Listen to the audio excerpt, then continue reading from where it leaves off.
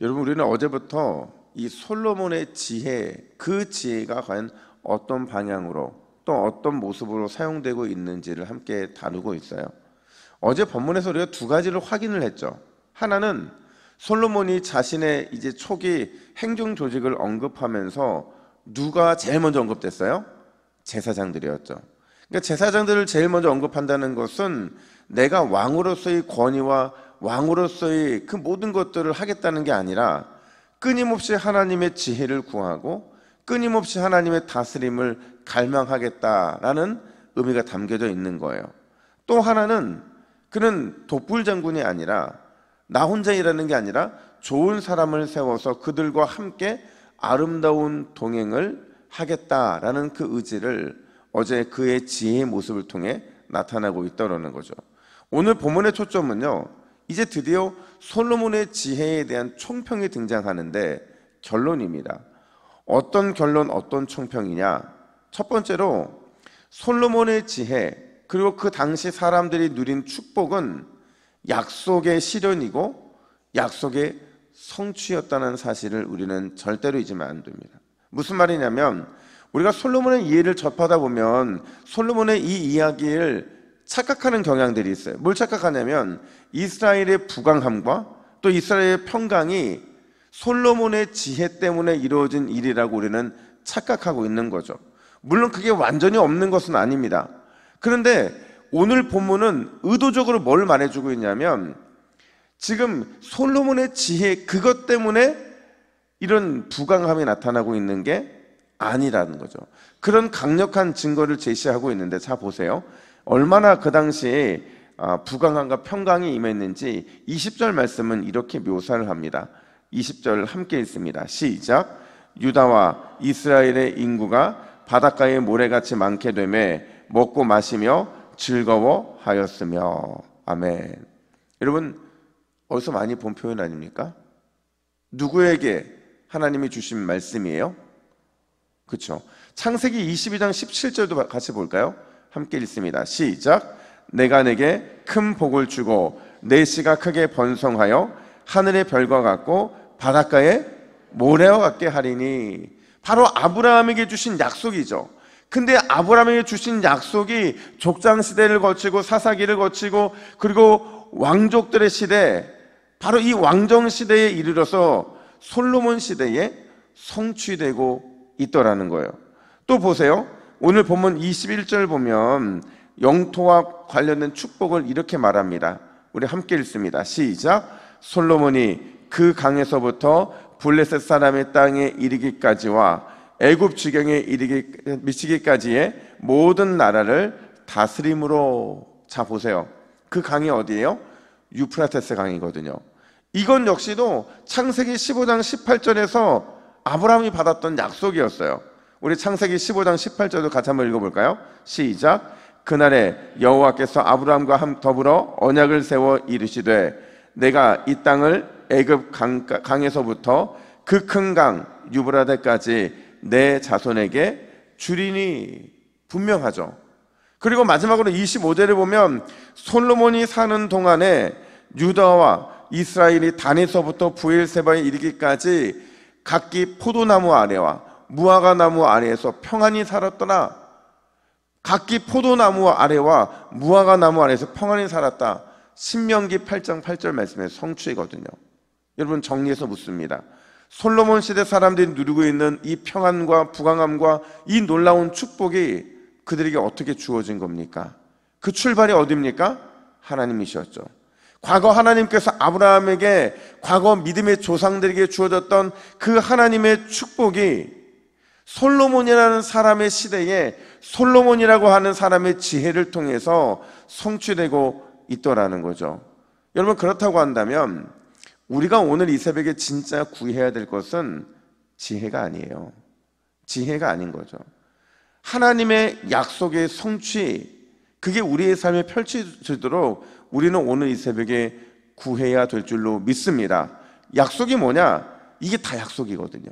하나님의 말씀 속에 담겨져 있는 성경에 기록된 모든 축복이, 모든 약속이 저와 여러분의 삶을 통해 성취되도록 또 실현되도록 구하는 것, 그게 바로 저와 여러분들의 기도의 제목이 되어야 될 줄로 믿습니다. 그러면 오늘도 하나님의 약속의 말씀을 붙잡고 뜨겁고 간절하게 힘을 다해 기도하는 우리에게 주님께서 솔로몬 시대의 영광의 은혜를 동일하게 허락해 주실 줄로 믿습니다. 뿐만 아니라 두 번째로 하나님이 주신 평안과 부강함을 과연 어떻게 유지해야 되느냐, 저는 솔로몬의 이야기를 볼 때마다 늘 이 질문이 던져지고 있어요. 사실 솔로몬의 지혜와 솔로몬 시대의 평안과 부강함에는요, 늘 말씀을 읽다 보면 어떤 긴장감이 등장을 해요. 어떤 긴장감이냐면 분명히 엄청난 축복을 받았어요. 엄청난 평안함 가운데 부강함을 누리고 있어요. 근데 그 구절구절 속에 보면 뭔가 솔로몬에게 선택의 기로에 서게 만드는 그런 구절들이 등장하더라는 거죠. 쉽게 말하면 일부러 그가 누리고 있는, 그 시대 사람 누리고 있는 평안함과 부강함 속에 긴장감을 감돌게 만들고 있다는 거죠. 왜냐? 바로 이 인생 질문을 던지기 위함인데, 어떤 질문이냐면요, 솔로몬이 과연 하나님을 의지하는가, 다른 것을 의지하는가를 늘 그 문장 속에 숨겨놓고 있더라는 거예요. 오늘 본문도 그렇습니다. 다양한 축복과 부강함과 어마어마한 평안함에 대한 묘사, 그 한가운데 아주 의미심장한 표현 하나가 등장하는데 바로 26절이에요.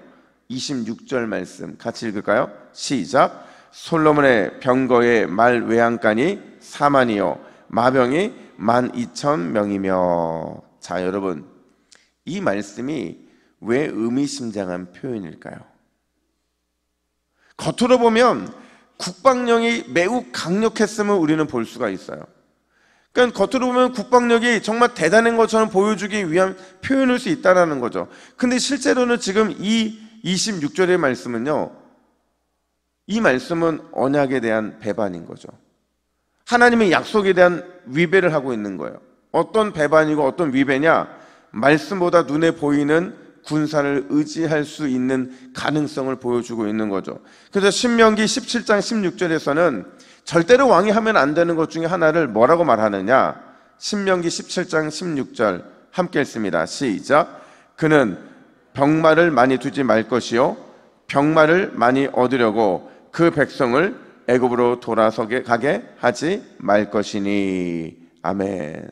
무슨 말이에요? 이 말 바꿔 말하면 군사력과 국방력을 의지하지 말고 오직 하나님만을 의지하는 왕이 되고 하나님만을 구하는 나라가 되고 하나님만을 따르는 백성들이 될 것을 말씀하고 계신 거라는 거예요. 결국 오늘 본문은요, 이 솔로몬 시대의 평강과 솔로몬 시대의 부강함과 축복을 우리에게 보여주면서 두 가지 질문을 던지고 있는 거예요. 첫 번째는 지금 너희가 평안과 축복을 누리고 있다면 그 누리는 것을 유지하기 위해서 누구를 의지하겠느냐라는 질문을 던지고 있는 거죠. 뿐만 아니라 두 번째로 지금 평안과 축복을 누리고 있다면 그 누리는 것에 만족하지 말고 나는 하나님을 위해서 과연 어떤 일을 해야 할 것인가를 고민해야 된다라는 그 질문을 던지고 있는 거예요. 제가 여러분 일전에도 말씀드린 적이 있어요. 서양 음악의 아버지라 불리는 바흐, 그가 늘 자신의 악보에 영어로 대문자로 S, D, G라는 이 글자를 적었다고 그랬잖아요. 이게 뭐의 약자예요? 솔리데오 글로리아, 오직 하나님께 영광을 이라는 이 첫자를 따서 늘 적었다는 거죠. 여러분, 왜 그는 이 악보에 맨 마지막에 S, D, G라는 이 첫 글자를 적어서 그래서 표현을 해놨을까? 그는 하나님을 향해서 자신이 어떤 인생을 살고 있는지를 고백하고 싶었던 거죠. 지금 왕성한 작곡 활동을 하게 하신 것도, 수많은 명곡을 남기게 하신 것도, 그래서 그 명성을 누리게 하신 것도 하나님을 더욱 의지하고 하나님의 영광을 위해 살아가라는 하나님이 주신 축복이라는 것을 그는 잊지 않기 위해서였다라는 거예요. 그래서 어느 곡에든지 솔리데오 글로리아, 하나님께 영광을이라는 글을 적었다고 많은 사람들은 평가를 하고 있는 거죠. 사랑하는 여러분, 오늘 누구를 의지하시겠습니까? 우리에게 평안을 주시고 축복을 베풀어 주시고 우리의 삶을 형통하게 인도하시는 그 하나님을 위해서 여러분들은 어떤 일을 하시겠습니까? 오늘 우리가 할 일은 오직 하나님만 의지하고 하나님만 구하고 하나님만 따르기로 결단하는 그 믿음, 그 믿음으로 하루를 살아내는 것인 줄로 믿습니다.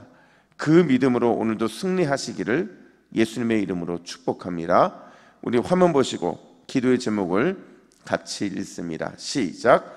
주여, 모든 약속의 말씀 축복이 나를 통해 성취되게 하옵소서.